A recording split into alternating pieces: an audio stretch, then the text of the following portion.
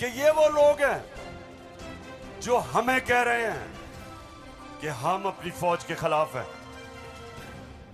فوج بھی میری، ملک بھی میرا.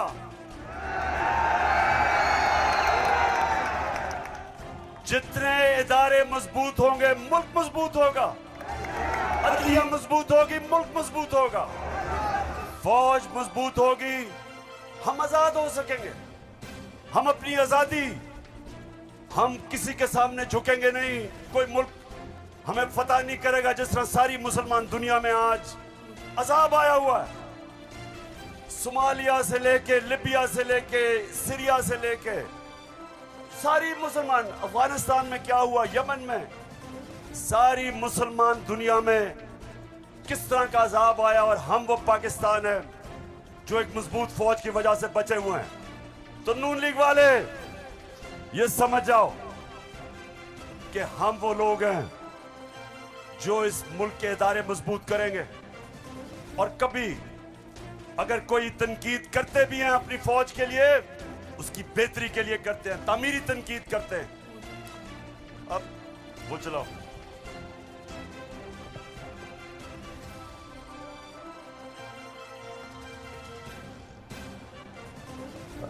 یہ بڑا امپورٹنٹ ہے، میں اپنی ساری قوم کے سامنے کہنا چاہتا ہوں. دیکھیے، ایک تو جو فوج کا ادارہ ہے کبھی اس کے خلاف بات نہ کریں، کیونکہ فوج ایک ایسی چیز ہے جو اگر ہماری فوج نہ ہوتی تو یہ ملک میں نہیں رہنا تھا.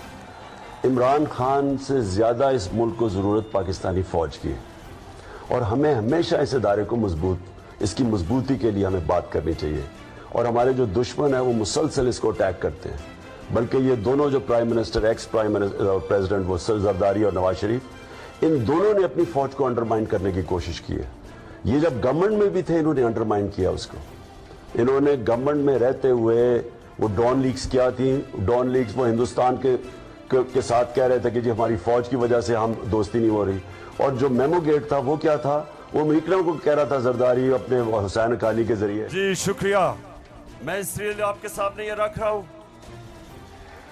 کہ یہ میں آج سے نہیں کہہ رہا، یہ میں ہمیشہ سمجھتا ہوں. اور آج تو ہے ہی 6 سپٹمبر. پشاور مجھے ابھی بھی 6 سپٹمبر یاد ہے. میں اس وقت اسکول میں تھا اور مجھے یاد ہے جب کہ لاہور کے پاس ہندوستان کی فوج آئی اور جو وہاں جس طرح کی ہمارے گھروں میں بمباری کی آواز آ رہی تھی. ڈر یہ تھا کہ اگر عمران خان رہ گیا تو یہ جیل میں چلے جائیں گے کیونکہ انہوں نے جو چوری کیا وہ پکڑی جائے گی. مطلب یہ کہ یہ اس لیے گرانا چاہتے تھے. مہنگائی وجہ نہیں تھی، معیشت وجہ نہیں تھی، وجہ صرف ایک تھی کہ انہوں نے این آر او لینا تھا اور 1100 ارب روپیہ اپنا معاف کروایا.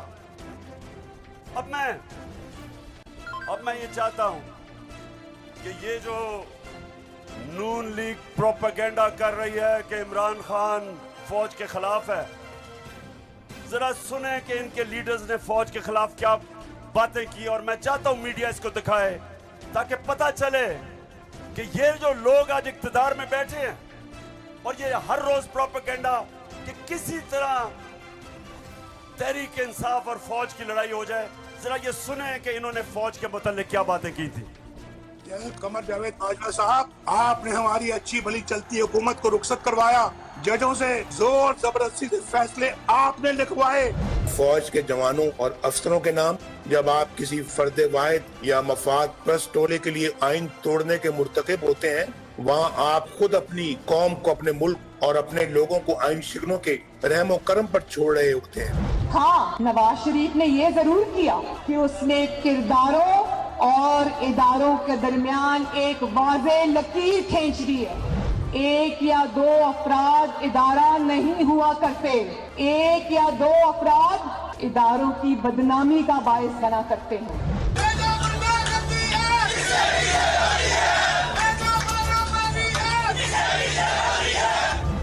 جو شخص اس قسم کی کارروائیوں میں ملوث رہا ہو اس کا احتساب ہونا چاہیے.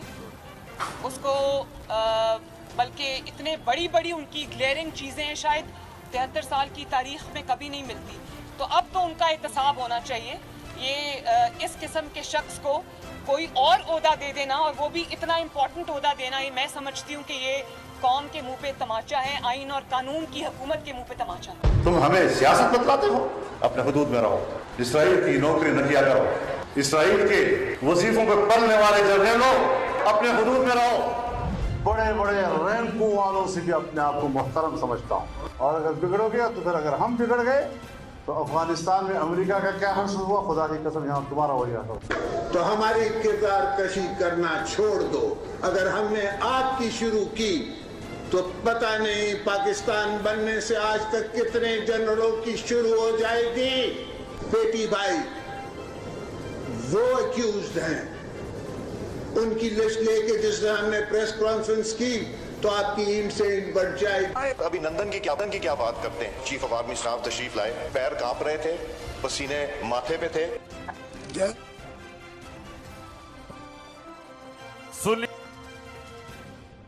کھانا ہمیشہ لاہوری چلی سے ہی کھائیں. لاہوری چلی restaurant and sweets. Address 1026 Coney Island Avenue, Brooklyn, New York. Contact number 718-859-1400.